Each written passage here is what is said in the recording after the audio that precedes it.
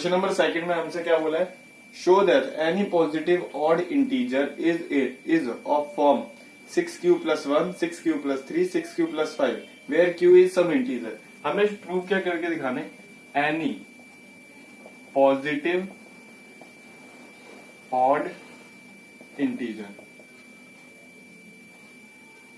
को हम किस फॉर्म में लिख सकते हैं, 6q + 1, 6q + 3 और 6q + 5, इन तीनों फॉर्म में हम उसे लिख सकते हैं जहां पे q क्या है, हमारा कोई इंटीजर है। हमें ये प्रूफ करके दिखाना है। तो अब ये प्रूफ करने के लिए हम क्या करेंगे, सबसे पहले हम क्या करते हैं कि हम इसको किसी एक वैल्यू के इक्वल मान लेते हैं, कि जैसे हम कोई ऑड इंटीजर जो है हमारा पॉजिटिव ऑड इंटीजर,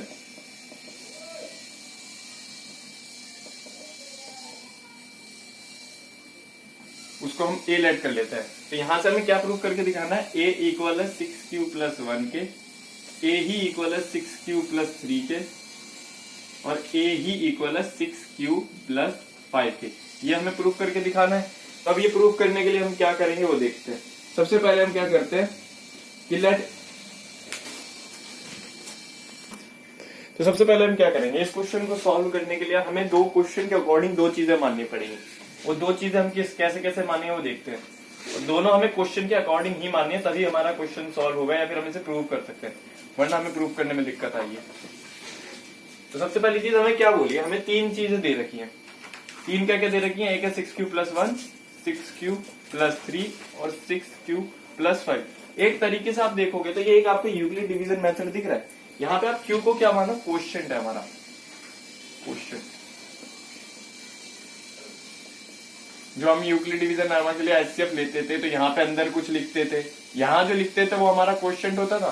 तो ये हमारा q वही क्वोशिएंट मानो, नहीं सॉरी यहाँ पे नहीं, ये हमारा डिवाइडर होता था और यहाँ पे जो भी हम लिखते थे ये हमारा क्वोशिएंट होता था। तो ये q वही क्वोशिएंट है और ये 1 क्या मान लो आप, रिमाइंडर की। यहाँ पे आपने कुछ भी लिखा, यहाँ पे बचा 1 या फिर यहाँ पे जो भी रिमाइंडर बचा उसको r किया। तो यहाँ पे आप देख लो कि हमने तीन जो नंबर लिखे हैं इन तीनों को मैं एक इक्वल मानता हूँ।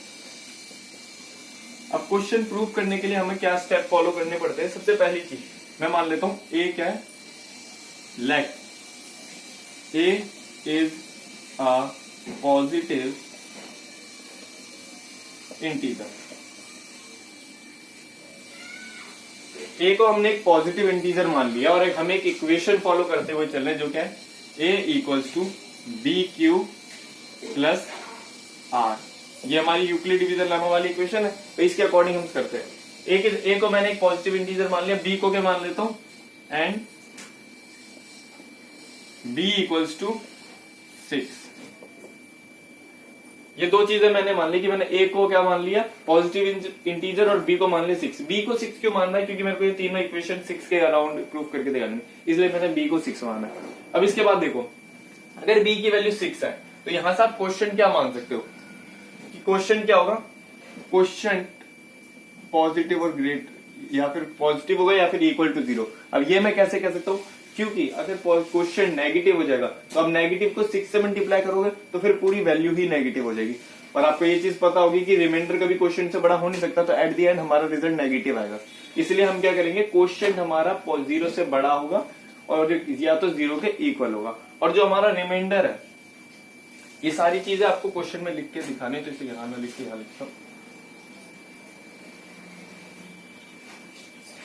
सो question will be greater and equal to 0 and remainder is greater than 0 और ग्रेटर इक्वल टू 0 और स्मॉलर देन 6। ये दो चीज समझे कि हमारा जो क्वेश्चन है वो पॉजिटिव और इक्वल होना चाहिए 0 के, और रिमाइंडर जो है वो 0 से बड़ा और 6 से छोटा होना चाहिए। 6 से छोटा क्यों होना चाहिए, अगर हमारा जो मैंने आपको बताया था यूक्लिड डिवीजन में, अगर हमारा रिमाइंडर डिविडेंड के इक्वल या उससे बड़ा हो जाता है तो वो आगे फिर यूक्लिड डिवीजन से सॉल्व नहीं होगा, उसको हमें क्या करना पड़ेगा, नॉर्मल डिवाइड की तरह। तो यहाँ पे हमें यूक्लिड डिवीजन वाला शो करके दिखाना है, तो इसलिए हम क्या करेंगे, रिमाइंडर को 6 से या तो छोटा लेंगे, या मतलब डिविडेंड से छोटा, या फिर 0 से, वो डिविडेंड से छोटा, या फिर 0 से बड़ा और 0 के इक्वल। ठीक है, अब आप देखते हैं अगला स्टेप क्या है। अगले स्टेप में आपको क्या बोलना है कि आप एक ही टोटल कितनी इक्वेशन बना सकते हो इस वाले की मदद से। आप क्या कर सकते हो, q की जगह पे 0 से बड़ा कुछ भी लिख सकते हो, तो अभी हम q की जगह पे कुछ नहीं पुट करेंगे, हम रिमाइंडर पुट करते हैं। रिमाइंडर हम क्या क्या पुट कर सकते हैं, हम 0 1 2 3 4 5 ये हम रिमाइंडर पुट कर सकते हैं। तो अभी हम ये सारे रिमाइंडर पुट करके इक्वेशन बनाते हैं। पहली इक्वेशन बनाते हैं। पहली इक्वेशन क्या बनेगी, 6q प्लस 0, यानी कि डायरेक्ट लिख सकता हूं 6q। मैं अभी सिर्फ इस वाली इक्वेशन में रिमाइंडर्स की वैल्यू लगा रहा हूं। दूसरी इक्वेशन क्या बनेगी, 6q प्लस 1, तीसरी 6q प्लस 2, चौथी तीसरी चौथी पांचवी और छठी। यही टोटल 6 इक्वेशन बन सकती है, क्योंकि हमने आर की सारी वैल्यूज लगा ली है। आर हमने 0 लगाया, 1 लगाया, 2 लगाया, 3 लगाया, 4 लगाया, 5 लगाया। अब आप एक चीज देखो कि हमारा Q क्या है, पॉजिटिव है, 6 क्या है, इवन नंबर है। अब आपको ये चीज नॉर्मली पता होगी कि जब हम इवन नंबर को किसी भी चीज से मल्टीप्लाई करते हैं, चाहे हमारे यहाँ पे इंटीजर कोई भी इंटीजर हो, तो रिजल्ट हमारा इवन ही आता है। ये चीज आपको पता होगी कि इवन नंबर को किसी भी इंटीजर से मल्टीप्लाई करोगे तो रिजल्ट हमारा इवन ही आएगा। तो वहां पे एक चीज समझो कि यहाँ पे Q हमारा एक पॉजिटिव नंबर है, या फिर इंटीजर मान लो, पॉजिटिव इंटीजर है। तो अब यहाँ पे आप देखोगे कि 6 तो पहले से इवन है, और इवन को मैं किसी भी नंबर से मल्टीप्लाई करूं तो ये क्या आएगा, ये वाला जो है वो हमारा इवन आएगा। यहाँ देखो 6 इंटू में Q इवन ही आएगा, लेकिन अब इसमें एक और डिजिट ऐड हो रही है। जब आप इवन को किसी भी इंटीजर से मल्टीप्लाई करोगे और उसमें ऑड डिजिट ऐड करोगे तो रिजल्ट हमारा ऑड आता है।